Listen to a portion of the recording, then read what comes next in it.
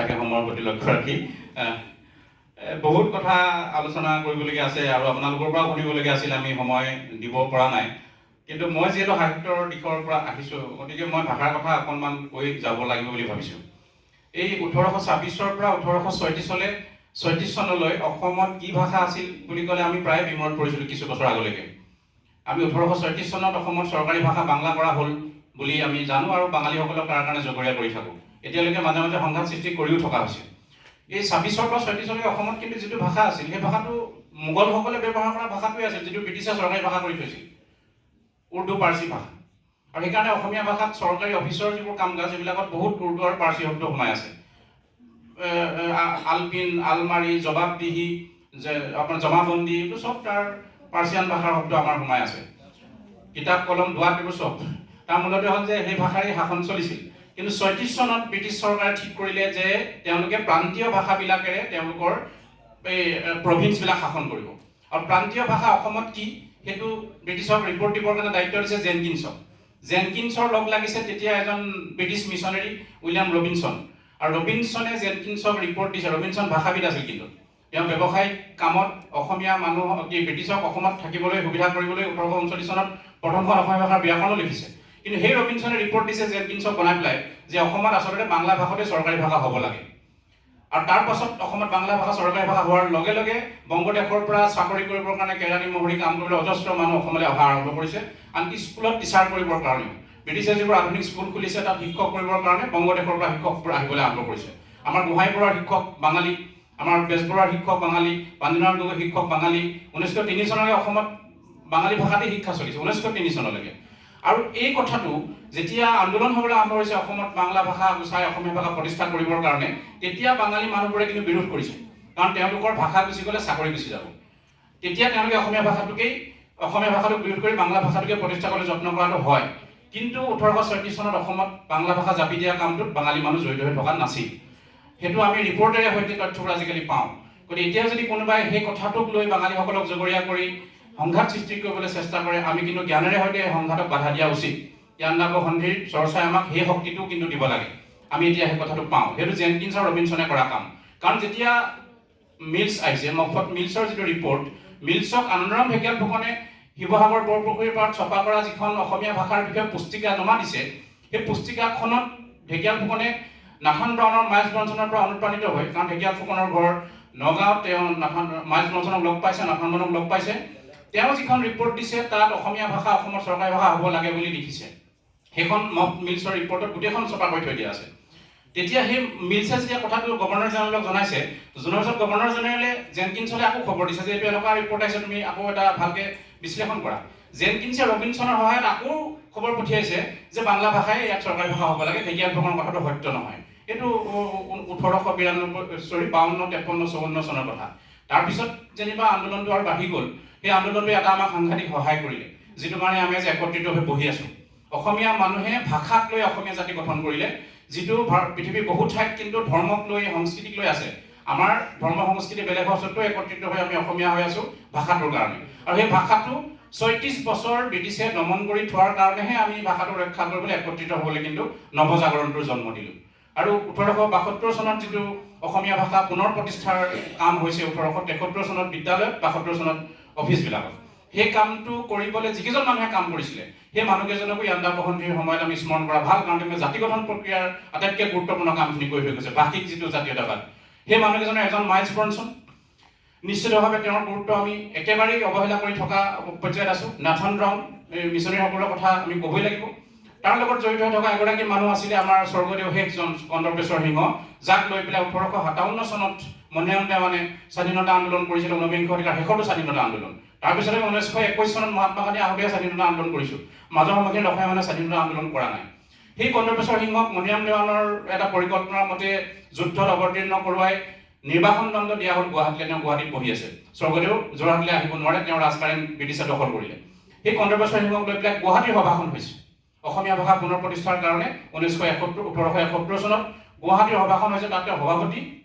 আৰু স্বৰ্গদেৱে প্ৰথমটো চহী কৰিছে, কৰি পেলাই কলিকতালৈ পঠিয়াইছে ফৰ্ট উইলিয়ামলৈ। তাত গৈ পেলাই এইটো পাইছেগৈ, এই মেমৰেণ্ডামখন। আৰু দ্বিতীয় মেমৰেণ্ডামখন পঠিয়াইছে ইয়াৰ পৰা নগাঁৱৰ পৰা মাইলছ ব্ৰনছন গুণাভিৰাম বৰুৱাৰ দৰে ব্যক্তিসকলে চহী কৰি পেলাই সেই দুখন মেমৰেণ্ডামৰ আধাৰত অসমত অসমীয়া ভাষা চৰকাৰী ভাষা হিচাপে ঘোষণা কৰা হৈছে 1972-73 চনত। আৰু তাৰ পাছত কিন্তু 1903 চনলৈকে অসমত চৰকাৰী ভাষা নামতহে অসমীয়া, কামত বাংলা আৰু সেইটো হোৱাৰ কাৰণে আমাৰ বহুত লাভ হ'ল। পানীনাৰায়ণ গগৈয়ে বন্দন গোহাঁইবৰুৱাই বেজবৰুৱাই যেতিয়া বাংলা ভাষাত বিদ্যালয়ত পঢ়িবলগীয়া হৈছে তেওঁলোকৰ মনত প্ৰবল প্ৰতিবাদ হৈছে যে চৰকাৰী ভাষা অসমীয়া হোৱা স্বত্তেও আমি বাংলা ভাষাত কিয় পঢ়িবলগীয়া হৈছে। অসমীয়া ভাষাৰ বিকাশৰ কাৰণে আমি কাম কৰিব লাগিব। তাৰ ফলটো হ'ল অসমীয়া ভাষা উন্নতি সাধিনী সভা, যিটো কলিকতাত গঠন হ'ল। আৰু তাৰ মানে হেৰি স্বৰূপেই আপোনাৰ পৰিকল্পনা স্বৰূপেই তাৰ ইস্তাহাৰ স্বৰূপেই তেওঁলোকে পাঠ্যপুথি প্ৰণয়নৰ কাম আৰম্ভ কৰিছে, অসমীয়া ভাষাত আলোচনী উলিয়াইছে, অসমীয়া ভাষাত তেওঁলোকে শিলালিপি, আপোনাৰ তাম্ৰলিপি, সাঁচিপতীয়া পুথি এইবোৰ উদ্ধাৰ কৰিবলৈ আৰম্ভ কৰিছে। সেইবোৰ উদ্ধাৰ কৰি তেওঁলোকে এসময়ত প্ৰতিষ্ঠা কৰিছে যে অসমীয়া ভাষাটোত সকলো বিদ্যালয়ত পাঠদান হ'ব পাৰে। সেইটো 1903 চনত তেতিয়া আমাৰ বোধকৰো বেমফিল্ড ফুলাৰ চিফ কমিশ্যনাৰ হৈ আছে অসমৰ, সেইটো হৈছে। সেই 19বিংশ শতিকাটোত অসমীয়া ভাষাটো শিকিবলৈ পঢ়িবলৈ ওলাই অহা সেই মানুহখিনিৰ অৱদানটো সম্পৰ্কে আমি আলোচনা কৰাটো প্ৰয়োজন বুলি আমি ভাবোঁ। লগতে মই এটা কথা শেষ কৰিব খুজিছোঁ, আমাৰ চাগে 1 মিনিটমান সময় আছে।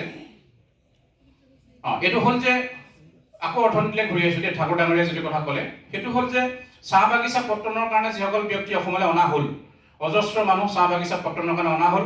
আৰু তেওঁলোকে আহি পেলাই যি গছক পূজা কৰা সংস্কৃতিৰ পৰা তেওঁলোকে অসমলৈ আহিলে, অসমত আহি তেওঁলোকে অজস্ৰ গছ কাটি হাবি বননি শেষ কৰি পেলাই চাহ বাগিচা পাতিবলৈ বাধ্য হ'ল। তেওঁলোকক সেইধৰণে ব্যৱহাৰ কৰা হ'ল, ইণ্ডাষ্ট্ৰিয়েল এটা এৰিয়াৰ মাজত তেওঁলোকক ৰখা হ'ল। অসমীয়া ভাষা অসমৰ সংস্কৃতিৰ লগত তেওঁলোকক যাবলৈ ব্ৰিটিছে বহুত বছৰলৈকে নিদিলে, কিন্তু হ'লেও তেওঁলোকে অসমলৈ আহিলে, ঘূৰি যাব নোৱাৰে অসমলৈ। 1947 চনতকৈ আগত অহা মানুহ, 51 চনতকৈ আগত অহা মানুহ। একে সময়তে ব্ৰিটিছে বংগদেশৰ পৰা মানুহ আহিবলৈ দিছে অসমলৈ খেতি কৰিবৰ কাৰণে, অজস্ৰ খেতি কৰিবলৈ অজস্ৰ মানুহ অসমলৈ আহিছে। মুছলমান মানুহ আমি যিবিলাকৰ লিগেচি বিচাৰি কেতিয়াবা বহুত খেলি মেলি কৰি থকাও দেখিবলৈ পাওঁ। আনকি 1905 চনত যিটো বংগ বিভাজন হৈছে, তাৰ আগত বংগদেশৰ স্বাধীনতা আন্দোলন আৰম্ভ হ'লেই। সেই স্বাধীনতা আন্দোলনৰ ফলশ্ৰুতিত বংগদেশৰ মানুহক দুভাগ কৰিবৰ কাৰণে লৰ্ড কাৰ্জনে যি বংগ বিভাজন কৰিলে, সেই বিভাজনৰ লগে লগে অসমক শাসন কৰা হ'ল বংগদেশৰ লগত একত্ৰিত কৰি পেলাই। পূৰ্ব বংগ অসম নামৰ এখন ৰাজ্য গঠন হ'ল, যিখনৰ ৰাজধানী ঢাকা। 1905 চনৰ পৰা 1912 চনলৈ, নহয় 12 চনলৈকে আমাৰ ৰাজধানী ঢাকা। সেইকাৰণে বিষ্ণুপ্ৰসাদ ৰাভাৰ জন্ম 1909 চনত ঢাকাত, তেওঁৰ দেউতাকে ঢাকাৰ পুলিচত চাকৰি কৰিছিলে। অসমে একেখন ৰাজ্য। তেতিয়াও অসমলৈ অজস্ৰ মানুহ আহিবলৈ আৰম্ভ কৰিছে। পানীনাৰায়ণ গগৈয়ে 1890 চনত জোনাকী আলোচনীত এটা প্ৰবন্ধ লিখিছিল বৰ দুখেৰে, জাতীয়তাবাদী চেতনাৰে, যে অসমৰ যি চাকৰি আমাৰ হাতত নাই সেয়া গ'ল বাঙালীৰ হাতলৈ, অসমৰ যি ব্যৱসায় আমাৰ হাতত নাই সেয়া গ'ল মাৰোৱাৰীৰ হাতলৈ, অসমৰ যি খেতি সেয়াও আমাৰ হাতত নাই সেয়া গ'ল ইংৰাজৰ হাতলৈ। আচৰিত লাগে, লখিমপুৰত থকা এজন এই 17 বছৰীয়া ডেকা ল'ৰাই তেতিয়া ব্ৰিটিছৰ বিৰুদ্ধেও এটা শব্দ উচ্চাৰণ কৰিছিল যে খেতি আমাৰ হাতত নাই, ব্ৰিটিছে ল'লে, এই অসম জীয়াই থাকিবনে? তাৰমানে অসমৰ জাতি গঠন প্ৰক্ৰিয়াটোত মাৰোৱাৰীসকল সংযুক্ত হ'ল, বিহাৰীসকল বাঙালীসকল সংযুক্ত হ'ল। মাৰোৱাৰীসকল ব্ৰিটিছ অসমলৈ অহা ইয়াণ্ডাবু সন্ধি হোৱাৰ আগতেই অহাৰ প্ৰমাণ আছে। নৱৰংগৰামৰ দৰে ব্যক্তি 19বিংশ শতিকাৰ প্ৰথম 3টা দশকতেই আহিছে। জ্যোতিপ্ৰসাদৰ যি ককা দেউতাকৰ দেউতাক আছিল, নৱৰংগৰামৰ দৰে ব্যক্তি অসমলৈ আহিলে। কিন্তু মাৰোৱাৰীসকল অসমত সোমাল, বাঙালীসকল সোমাল, ব্ৰিটিছসকলে খেতিটো দি থৈ গুচি গ'ল, এটা বেলেগ ধৰণে আগুৱাই থৈ গুচি গ'ল। আৰু সেই যিটো জাতীয়তাবাদী চেতনাৰ আৰম্ভণি পানীনাৰায়ণ গগৈৰ ব্যক্তিসকলে কৰিছিলে, পিছত জ্ঞাননাথ বৰা ডাঙৰীয়াৰ আমি ৰচনাত খুব তীব্ৰভাৱে দেখিবলৈ পাওঁ আমি ক'ত আছোঁ। আৰু অম্বিকাগিৰি ৰায়চৌধুৰীয়ে বাৰে বাৰে ইয়াণ্ডাবু সন্ধিৰ ফলশ্ৰুতিত সৃষ্টি হোৱা জাতিটোৰ কিছুমান কথা বিশ্লেষণ কৰি কৈছিলে, বজাৰ আৰু পথাৰ যদি আমাৰ হাতত নাথাকে তেতিয়া এই জাতি নাথাকে। আৰু স্বাধীনতাৰ পাছত আমি আজি কিছুমান আন্দোলন কৰিছোঁ যোৱা 3-4টা দশকত, সেই আন্দোলনবিলাকতো আমি বজাৰ আৰু পথাৰৰ কথা কৈছোঁ। আৰু কৈ অৱশেষত আমাৰ নিজৰ এখন ডাঙৰ বজাৰ হৈছে, ব্যক্তিগত নিজৰ আমাৰ সা সম্পত্তি হৈছে, ঘৰ দুৱাৰ হৈছে, বহু ঠাইত আমি সম্পত্তি কৰিছোঁ যিসকল নেতা আছিলোঁ। আৰু আচলতে পথাৰ বজাৰ আমাৰ হাতলৈ নিব পৰা কামটো আমি এতিয়াও কৰা নাই। যিটো ব্ৰিটিছ অহাৰ সময়ত 1826 চনত আমি হেৰুৱাবলৈ আৰম্ভ কৰিছিলোঁ পথাৰ আৰু বজাৰ, এতিয়া আমি আৰু হেৰুৱাই গৈ আছোঁ। আমি তাৰ পুনৰুদ্ধাৰৰ চেষ্টা কেনেকৈ এতিয়া কৰিব লাগে, কেনেকৈ 1951 চনলৈকে 51 চনৰ আগলৈকে অহা মানুহখিনি একত্ৰিত কৰি আমি আমাৰ অসমীয়া জাতি গঠন প্ৰক্ৰিয়াটো বুজি লৈ বজাৰ আৰু পথাৰ হাতলৈ অনাৰ কামটো কৰিব লাগে, ইয়াণ্ডাবু সন্ধিৰ 200 বছৰ হওঁতে আমি বিশ্লেষণ কৰা খুব প্ৰয়োজন আছিলে।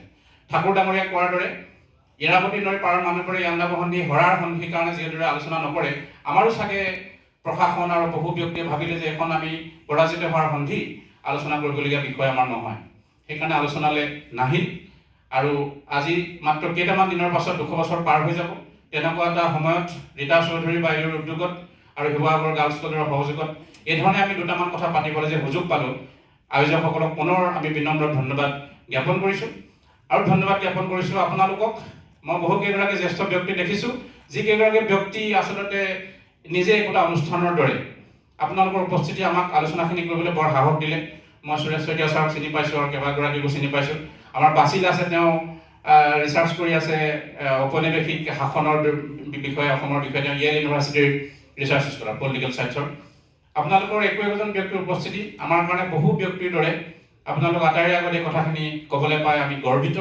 ভাবিছোঁ যে আপোনালোকৰো চিন্তা চৰ্চাই আমাক এই 200 বছৰ হোৱাৰ সময়ৰ পৰা পথাৰ বজাৰ হাতলৈ অনাৰ কাৰণে এই নতুন জাতিটোক কিছু নতুন ধৰণৰ বাট আৰু শক্তি দিব পাৰিব।